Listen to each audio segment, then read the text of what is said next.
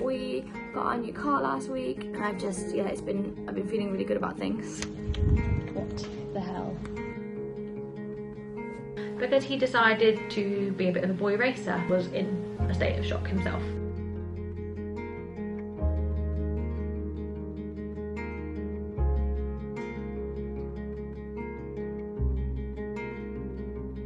Hi guys. Oh, I feel like when you understand what's happened, you will understand why I look this rough. Alright, darling. I know, Adam just bumped his head. Go and put that ice on it, okay? Alright? It's big. No, it's actually reduced already. Alright, go do that. I'll be there in a moment, okay? Are you filming it? I am doing a video. Hopefully I'm going to turn off. I might have to switch to my phone. I've had to switch to my phone, but anyway, yeah. Not having a good morning. This doesn't feel real what I'm about to share with you all. So I've been having a really good week. We got our new car last week. It was in the mechanics. We spent lots of money fixing it up as well, making it perfect. But since Sunday I've been driving it every morning this week. I've been taking the kids to school, and I've also been taking the dogs with me over to where the boys go to school, so I can go on a long dog walk. So I've been getting my steps in, because around here there's nowhere really very good to walk them. And I've been feeling really good about things. Like yesterday evening, Josh was taking the car to the mechanic. It just needed a few little extra things done, because today we have a big trip to Kampala, and we've got a lot going on this weekend, which is going to be, hopefully is still going to go ahead and will be another video. All I know is this morning I will be taking the children to school on Boda. Alfred is outside, and I don't have the full story yet. I've not managed to speak to Josh yet. From what Alfred has told me, at some point, I don't know whether like going to the mechanic or leaving the mechanic or something like that, Josh was not in the car and his friend drove the car, got in the car and drove the car to move it or something. I don't know. I don't know enough to really share with you right now, guys. I will find out more hopefully later and be able to share with you all. But all I know is it's been crashed. I've only been driving it for 5 days. It's been crashed, and from what I understand, really badly.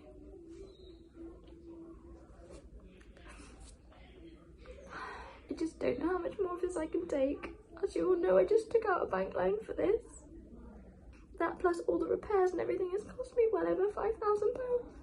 Anyway, I'm going to take the kids to school, and I'm going to go with Alfred to go and see the car. It was towed by like the breakdown people or whatever. It sounds like we have to involve the police. But the thing is, on top of all that, like the kids are so excited because tonight and tomorrow we have a really big exciting weekend planned for them, and I don't want that to not happen. I don't want to let them down. So I'm going to have to try and see if I can get a hire car. But I've got so much to organise. Like I organised with their schools to pick them up early today, and I really don't want this to put a huge downer on things, although I don't know how I'm going to afford any of this now. At the moment I just feel entirely also in shock. Like, how is this real? How is this happening? And when will I ever catch a break? I'm taking the boys on Alfred. Noisy girl. Bizarrely is going to get into the boat to take the other two because we are running very late. Tallie, voice down. Hello. Very nice. This is her sportswear. Very nice. Today I have sports. I'm picking you up early from school, just before lunch, okay? Okay? I will see you then. Love you. We go. My boys. I love you. I love you. Have a good day, okay? So noisy, I hope you can hear me, but we've just come into town now. We're down to the bottom of the town where it is really noisy. I'm with Alfred after dropping the boys. We're trying to find the car yard where they towed the car to, where they take all the car wreckages, so that we can go and assess the situation.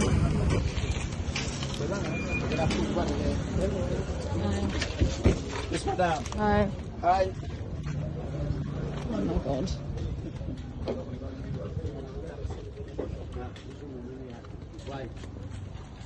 This is not just a simple crash.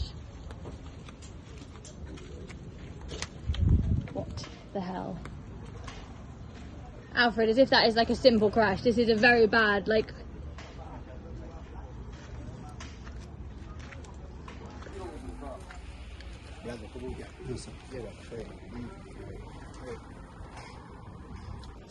I literally felt like I'm going to vomit looking at this, guys.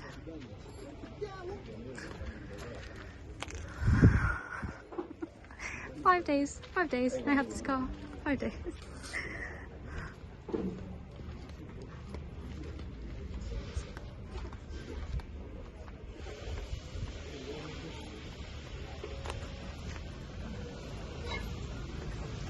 So I have just been to my friend Alice's house because I just needed someone to go and talk to, and I feel a lot better for it.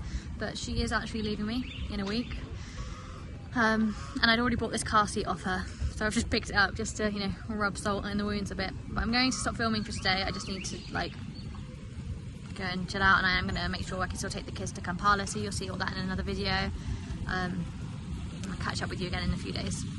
Hi again everyone. So it is now Tuesday. When I last filmed was Friday, and this is all in a real funny sort of order because that weekend that's just happened in between I have filmed, but they are going to be future videos after this one because it's just all... And I am seeming much better probably than I was last Friday, but I am still extremely stressed. It has been a really hard weekend. I think it really took its toll on me. Like Monday I've been really unwell. I'm feeling a bit better today, but I'm still not right. Like, I don't know, like, I know stress can really like affect your body, and I think it really is. But I thought I'd try my best to explain all that's gone on so far with the car. It's still ongoing, nothing is solved. But basically, yes, a couple of weeks ago, we took out a bank loan to buy a car, which I know it was something that I was really worried about doing as is, because I really didn't want to get myself into such a big debt, but I just felt like it was like just not a choice. I have to keep my kids safe, and it's stressing me out so much on a boda. And the freedom having a car gave me for the 5 days that I had it, it was honestly like life-changing. Like, I can't explain how much it was helping. Yes, point being, 5 days. Basically, on Thursday evening, we were doing our best to like fix everything on the car. We wanted to get it like as good as we possibly can for an old car, and to maintain it so that it's, number one, as safe as possible, but number two, we can sell it and try not to lose much value. So we'd really spent money and time getting it sorted. There was one thing left to fix. I can't remember the actual mechanical term for it. Josh would be able to tell you. And so on Thursday evening, Josh was going to our mechanic to get that sorted before we made the big trip to Kampala on Friday. And what happened was Josh stopped along the way to the mechanic. He had his friend Alex in the passenger seat. Alex is someone he's known from the village for a while, and I think he blocked a driveway or something like that, but he didn't think anyone would be using it at that point, and he just popped like behind like these stalls sort of thing to get some food. Apparently a car wanted to enter, so Alex decided, without asking, without any permission, to move the car. But he didn't just, you know, reverse a bit or go forward a bit, and we've got loads of witnesses to, you know, say that he got in that car. My assumption, although we have no proof, is that he had possibly been drinking, because he decided to be a bit of a boy racer and he accelerated like mad and just went showing off, apparently. And then when people thought would be a sensible time to slam the brakes on, apparently he just slammed the accelerator, and the car just like went so fast, completely out of control, and hit a tree. I can see, I've seen him today, I've just seen him, he's got a bit of a cut on his head, but he is very lucky, considering the state of the car, to not have more serious injuries. All I know is Josh had a big crash, came running back out, and just was in a state of shock himself.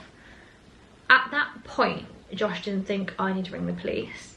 He rang the breakdown people to come and tow the car, and he did hear Alex on the phone to his dad, and he heard Alex's dad, he overheard Alex's dad say, "When you get a chance, run." That is what Alex did. But Josh had called Alfred, our boda guy, to go there and collect our kids' car seats, so he went and got all the kids' car seats out of the car, and Alfred came to ours really early, which is how I found out about the car accident. Josh, in the meantime, obviously really worried about letting me know, had rushed straight to Alex's family in the village to try and see if this could be solved. When it clearly wasn't going to be solved quickly, Josh, I don't know who he informed, but told people we need to get Alex, and Alex was caught and he was arrested. So Alex is at the police. The big problem here is we have to make sure that Alex's family don't bribe the police to let Alex out. And that is why Josh tried to come to Kampala to be with me, which you will see in future videos, and had to come back again because Alex's family turned up at the police. And if Josh isn't there to stop them, they will just bribe the police and get Alex out. Even though we have witness statements, all the evidence, what we paid on the car, all these things.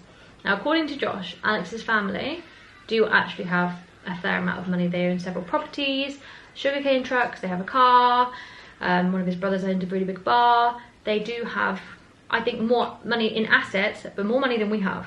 But they will never ever believe that. No, that is one of the things that I like. Sometimes I want to tear my hair out here. I've just been at the police just now. No one believes that I can't just buy a car just like that. Everyone, no one, no matter what I say, what I do, what I try to prove, no one here will ever believe that I don't have plenty of money. No one, ever. And it is extremely frustrating at times. Anyway, it's been going on for days.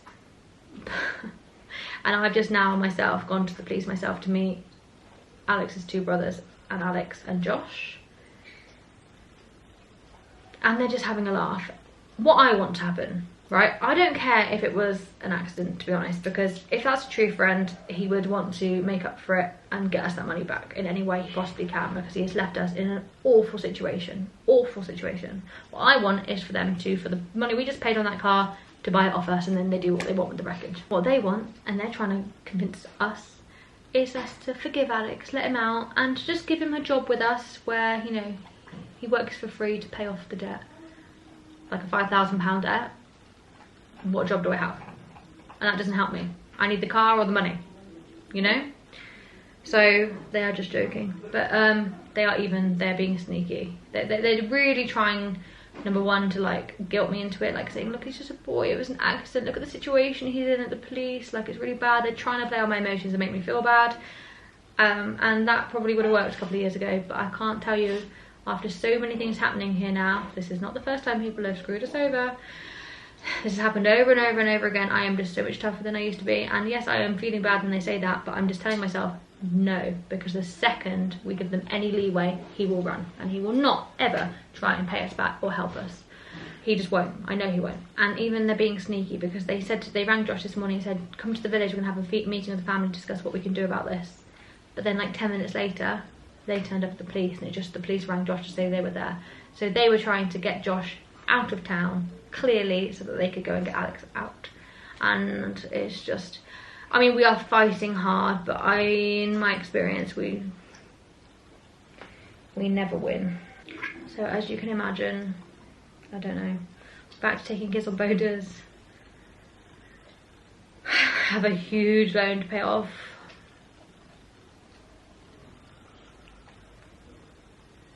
I don't know. It is exhausting. I feel rather defeated. But yeah, and obviously all these things take us away from everything else we need to be doing. Like, people keep asking us, you guys, which is fine, like, what's happening with the adoption? And I'm like, sitting in offices day in day out trying to sort the water situation.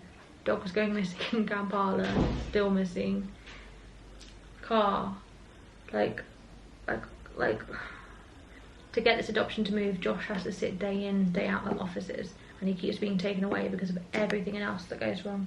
But we just really are unlucky. I just saw my friend Alice again, and she was saying how, like, you know, things happen like this to everyone here, like, but like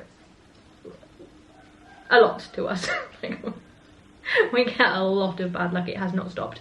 I was even saying, like, a friend of mine, it was 8 years ago in 2016, she gave me an envelope with a little bit of money in it. There's a friend out here, like, and it said something like, because she's never met anyone that gets such bad luck. That was 8 years ago, and it's not stopped. Like, I don't understand. It would just like a little bit of good luck, please, just a little bit. Anyway, we have to just see what happens now, but the problem is that the police, to move forward with this, want more money. I mean, we are having to spend money. We don't have any money. We have just lost all this money, and we're having to spend more money without the guarantee of any of this money coming back to us. So now they're saying they need like a certain report done, all these things. It adds up to 150 quid. You know, Josh has been having to pay for the police to move to the village, like, to see, like, I can't tell you how much money. we are spending on it on top of what we've lost, with no guarantee of getting anything back. I'll update you again when I've got something to update you on. Right, so I've got Josh here now as well to help me tell any updates we have, which is not a lot. So, we are in Uganda.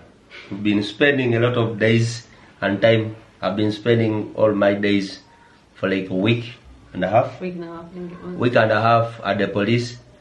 The police was very promising, saying how they have the person who spoiled the car has to at least help repair or buy another car. And up to when it came to one day when the police asked me and the people of the person who spoiled the car to go and look at the car and do the final assessment so we can bring the last quote at the police. We had to pay for all that. So I paid for everything. We went to the police, to the place where they kept the car, and we went back to the police. The office were closed. These people, after they checking the car, didn't turn up. Then I waited at the police still the whole day. Then I left to come home and have something to eat or what. Then I had the phone call, called me. Let me interrupt, because you're not making it very clear that Josh... He's not making it clear that Josh literally was basically living at the police. And anytime he wasn't there, Alfred took over, because everyone was very suspicious of what this family might do to try and get Alex out of jail. So Josh literally never left. Never left. He was there swapping over with Alfred, our boat driver, who helps with like everything. There was just, as Josh was about to tell you, there was just one instance where for about 15 minutes Alex's family were not at the police station, they were somewhere else, and both Josh and Alfred both left because they both had something very quick to do. Over to you. Then the phone call came. I went back. Alex was out, and they told me he's being given a bond until the court can decide. The point was, though, we wanted him to go to court right at the start, though, but because he's not actually supposed to be held that long at the police station, but it was kind of like the family and everything were, you know, if we could try and not take it to court and solve it before then, obviously that's better, and that's what the family were kind of suggesting, so it was all kind of like in agreement that he was being held longer than he was supposed to be there, because we wanted him to go direct from there to court, so there's no going out, you go direct to court, and then if court then decide to keep you held, they do. But instead now he was released and just given a court date. Yeah, he was given, so Monday, that's when he may appear in court.